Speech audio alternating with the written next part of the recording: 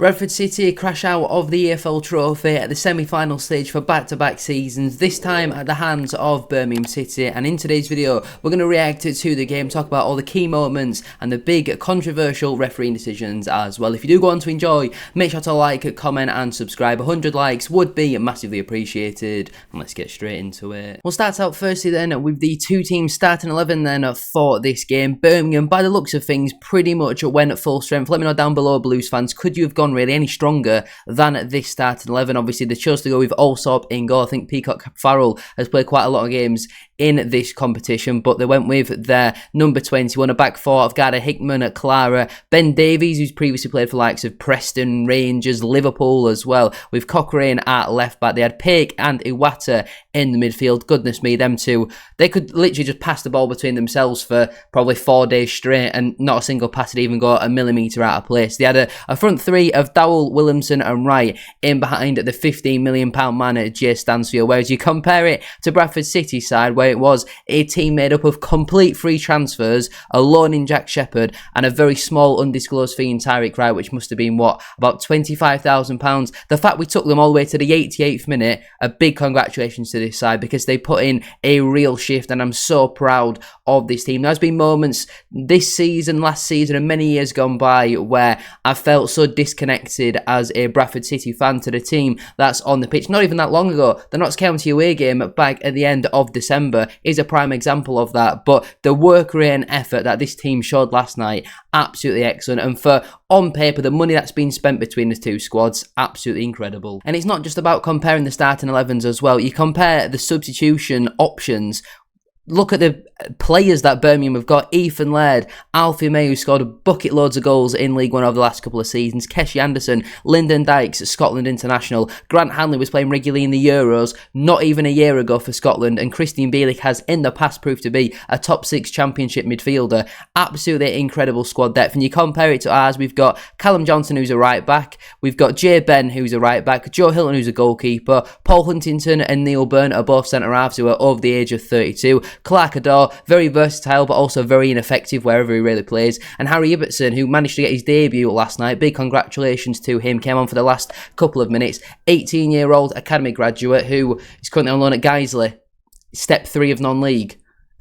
Absolutely ridiculous, the sheer gulf in class between the two squads, but what a credit to Graham Alexander and his side to take them all the way to the 88th minute. Now look, obviously the possession stats are largely in favour of Birmingham City, but they've not completely dominated. We've seen at times this season where Birmingham have had 75-80% possession. We did, I think, pretty well to manage 32% of the ball, and while at times it might have been for a little bit of potential time wasting, you could call it, from Sam Walker in at that first half, the fact that we got nearly through to half time at 0-0 was a big credit to our side. We were so organised defensively, and the goal that we concede as well, the first one anyway, is very frustrating. Tyreek Wright gives away a pretty needless free kick and then it comes into the box. It looks like it's a cross-come shot, but it's in an area where Sam Walker needs to deal with it, but he's not really under much pressure. It's at pretty good height, and I feel like if that's not Birmingham away, he probably could catch that, and I think he really should be catching it, because obviously the ball then comes back into the box. Stansfield takes a touch and on the swivel finishes brilliantly into the back of the net. He did miss a couple of chances before that, and obviously the fans were getting on his back a bit, singing about what a waste of money, but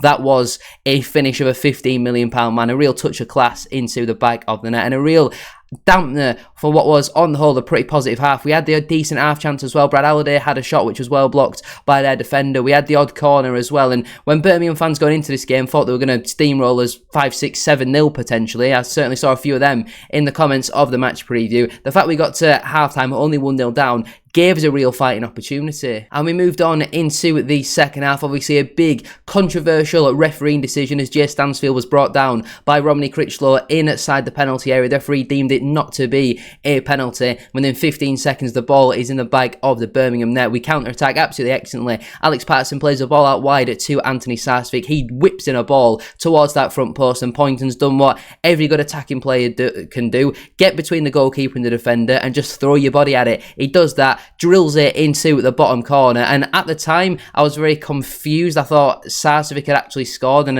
then I saw Poynton do a knee slide, and it was all just so crazy what was going on. But that away end absolutely went off 7 minutes into the second half. And yes, in the end, it didn't cost Birmingham City, but I do think it should have been a penalty, in my opinion. But it gave Bradford City and their fans a real moment to cherish, especially with it being a homegrown talent in Bobby Poynton. I think that's his 5th goal of the season now, so absolutely incredible for him. But on another day, Birmingham get a penalty, it's 2-0, and then they could go on and get the 5th, 6th and 7th, because when they got their second goal eventually through Lyndon Dykes, we looked beaten at that point. But the players had given it absolutely everything, and they just couldn't quite get that extra gear to go again. And obviously, in that collision between Critchlow and Stansfield, he did have to be stretchered off. It looked quite a serious injury, so I do wish him a speedy recovery, hopefully for Birmingham's sake, that it is not going to be too much of a serious one. But if you're going to stick with the 4-2-3-1, who would you rather lead the line, Blues fans? Would it be Lyndon Dykes, the goal scorer of your second goal last night, or Alfie May, who obviously has the proven League One goal scoring ability, but obviously two very different types of strikers? There's probably about a foot's height difference between them. But in terms of that second goal, then Birmingham work it very nicely from right to left and then left to right, and I think it's Iwata who swings in an absolutely outstanding cross into the box. Imagine how many goals Andy Cook would score if he had the service from Iwata every single game. But a brilliant ball into the box, and Lyndon Dykes just gets the jump on Aidan Baldwin. Again, Baldwin has been beaten in the air, which frustrated me a little bit. I'm not going to criticise any player's quality because they all gave it absolutely everything, but it's just them brief moments where if you just get the better, maybe we could have nicked a win on penalties. But unfortunately, it wasn't to be. The header from Dykes wasn't exactly in the corner, but he's an experienced player. I actually watched him practice a lot of them headers at half-time in that game, and obviously practice has proved to make perfect, as he eventually did score the winner in the game. And obviously with Stansfield's injury and a few other delays, there was 11 minutes added on at the end of the game. Jack Shepherd and Harry Ibbotson were leading our line towards the end of it, which if you'd have said going into the game, you think, goodness me, what on earth's gone on in that one? Because obviously there was no Callum Kavanagh, Michael Mellon and Tommy Lee, both cup tied, so it meant we've got a centre-half and an 18-year-old up front away at Birmingham City, and we only lost by 1 goal. Massive credit to Graham Alexander and his side. But I simply cannot praise this team enough. At times, obviously, yes, we lacked the quality and we had some stray passes, or Birmingham were running round us like we weren't even there. They were passing it round us like we weren't even there. But the work rate, the endeavour, absolutely brilliant. Brad Halliday got booked inside 4 or 5 minutes, but his discipline for the remainder of the game, absolutely excellent. And a big credit to everyone who put on the Bradford City shirt last night, even some of the unused subs, because I'm sure they played their part in the dressing room as well. Some of the more experienced players like your Paul Huntingtons, your Neil Burns as well. But we've definitely not disgraced ourselves. We've got a moment to cherish with that goal from Bobby Poynton. Jack Shepherd, I thought, was man of the match for me last night. Absolutely brilliant in the centre of that defence. I thought the front three and quite a lot of the team, to be fair, really struggled in that first half. We really seemed to lack belief going forward, and we weren't really showing our quality, panicking on the ball a little bit. But Alexander said that he basically calmed them down at half time and said, well, you've got through the first 45 minutes, go and show your quality now, because we know this team have got quality, and they did that 7 minutes into the second half. But a big congratulations to Birmingham. Wish them all the best at Wembley. I'm sure they'll be hoping for Peterborough rather than Wrexham, but it is now set up for an all-American owner final either way, isn't it? But I am now going to use the old cliche of, well, at least we can focus on the league now. Results for us last night largely went our way. Unfortunately, Doncaster did beat Morecambe, but we've got a game in hand on them. We're 1 point behind them with a better goal difference, so I'm not too concerned about that. Notts County drew at home to Colchester, so they're struggling a little bit of their last couple of matches, and obviously Wimbledon drew away to Fleetwood. So we're now all level on games once again. Yes, obviously Notts have a better goal difference and Wimbledon have a couple more points than us, but going into that game week, I was a little bit concerned about where we could be if both Notts County and Wimbledon did win. We've now got 15 cup finals back to boys between now and the end of the season. If they play anywhere near the level they played last night, we will be a League One football club at next season. A lot of the Birmingham fans said we are one of, if not the best team to come to St Andrews this season. So we've got to put on performances like that week in, week out. We're going to get players back on Saturday as well, as they won't be